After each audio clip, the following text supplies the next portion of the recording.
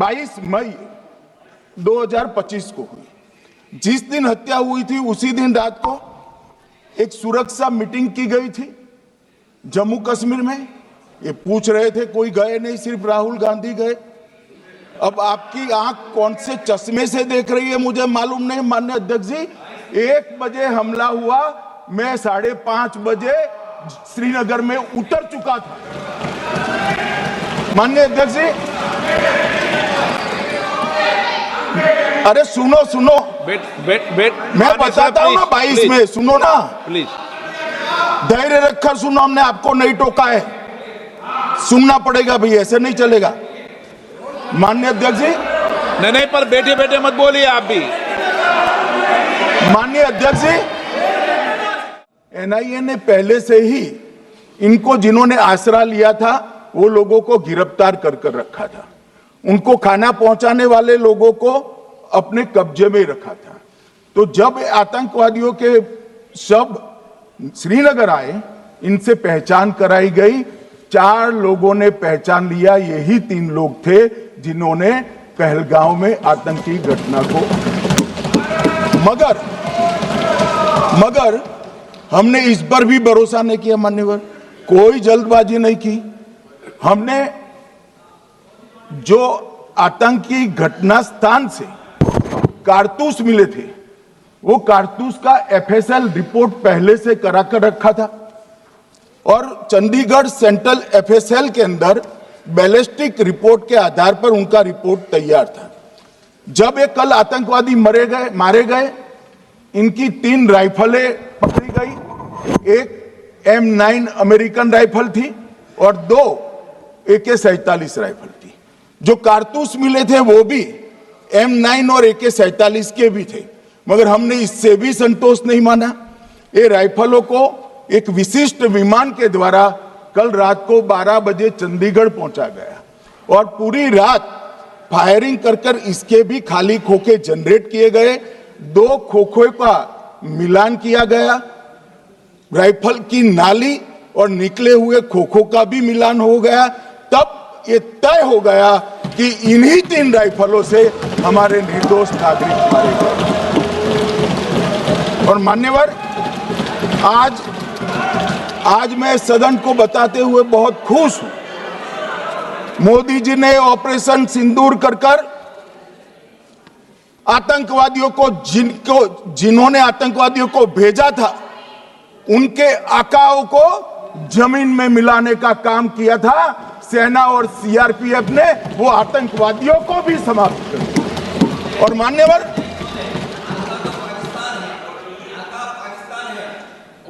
कौन पाकिस्तान से आपकी बात होती है क्या?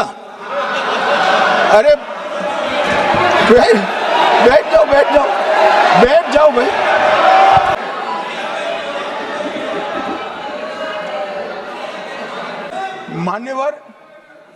मान्यवर, मैं बताता हूं कैसे इनके आका मारे गए, वो भी नाम के साथ बताता हूं, जगह के साथ बताता हूं, घंटे, मिनट और सेकंड के साथ बताता हूं। मान्यवर, मैं तो अपेक्षा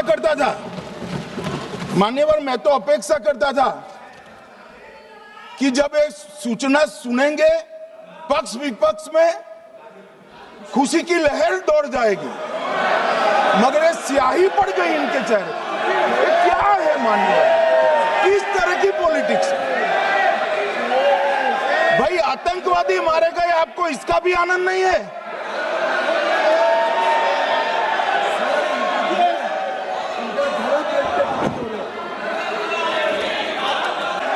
अखिलेश जी बैठ जाइए, मेरा पूरा जवाब सुनिए, आपका सब जवाब आ जाएगा। भाई आप आतंकवादियों का धर्म देखकर दुखी मत होइए।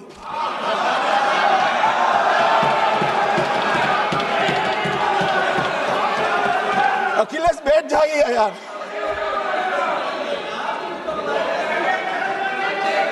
मान्यवर, किसी को संशय रखने की जरूरत नहीं है। बैलिस्टिक रिपोर्ट मेरे पास है, मेरे हाथ में है और 6 वैज्ञानिकों ने इसको क्रॉस चेक किया है। सुबह 4:46 पर फोन पर मुझे 6 ने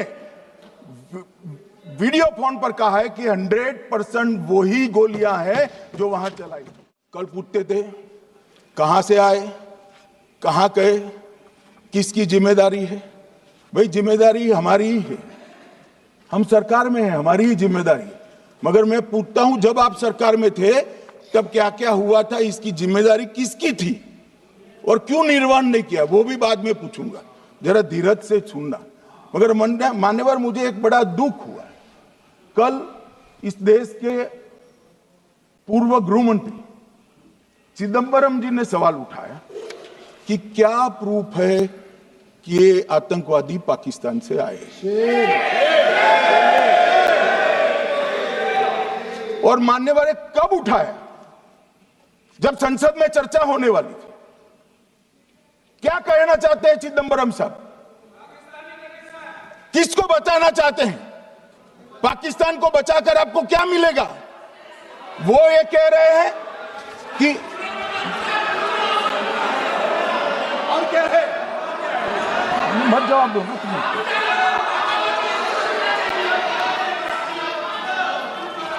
मान्यवर हमारे पास, मैं आज चिदंबरम साहब को कहना चाहता हूं, मैं आज चिदंबरम साहब को आपके माध्यम से कहना चाहता हूं, हमारे पास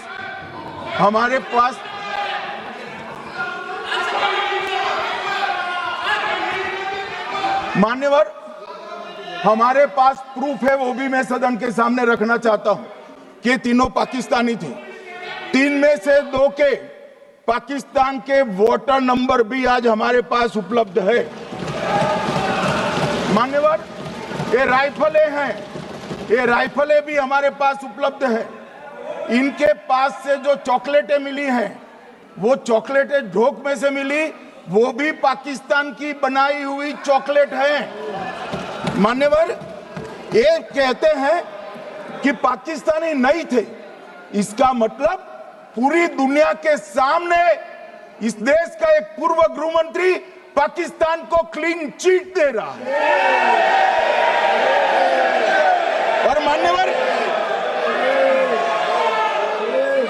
और मान्यवर वो पाकिस्तानी आतंकवादी नहीं थे ऐसा बोलकर श्री चिदंबरम अगर पाकिस्तानी आतंकवादी नहीं थे तो पाकिस्तान पर हमला क्यों किया, वो भी सवाल खड़ा कर रहे हैं।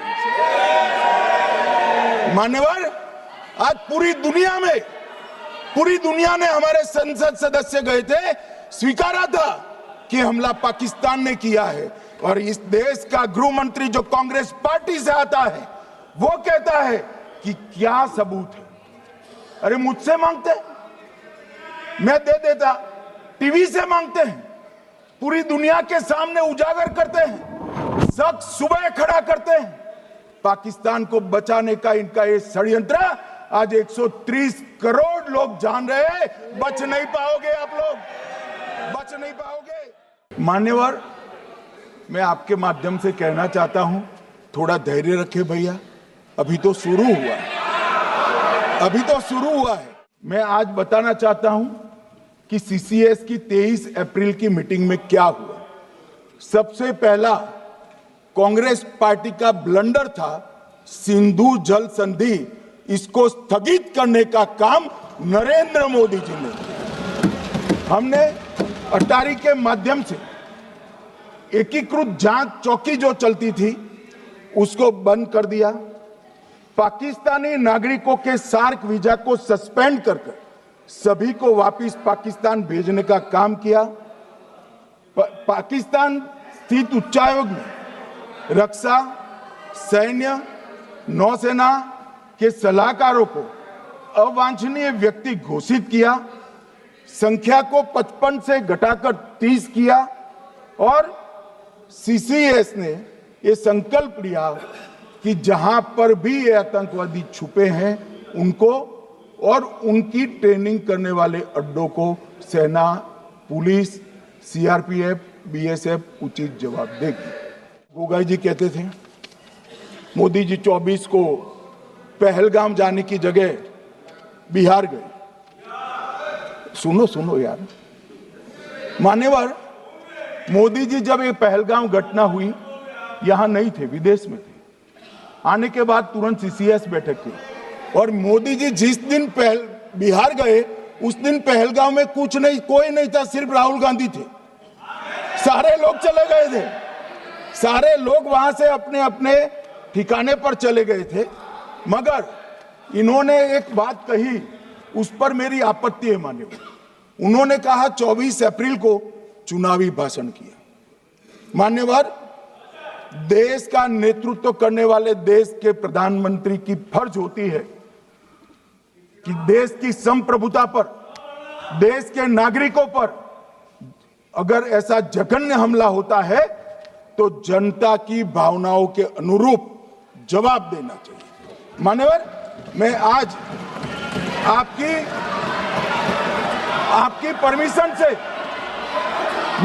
परमिशन से मोदी जी के बिहार भाषण के कुछ अंश पढ़ना चाहता हूं।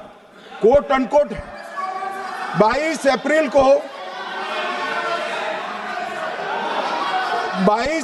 को पहलगाम का यह हमला केवल निहत्थे पर्यटकों पर नहीं बल्कि पूरे भारत की आत्मा पर एक दुस्साहसपूर्ण प्रहार है।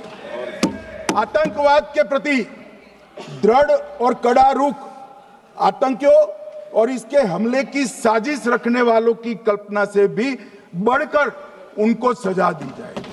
मान्यवर, महत्वपूर्ण है आतंकियों और इसकी साजिश रचने वाले दोनों को।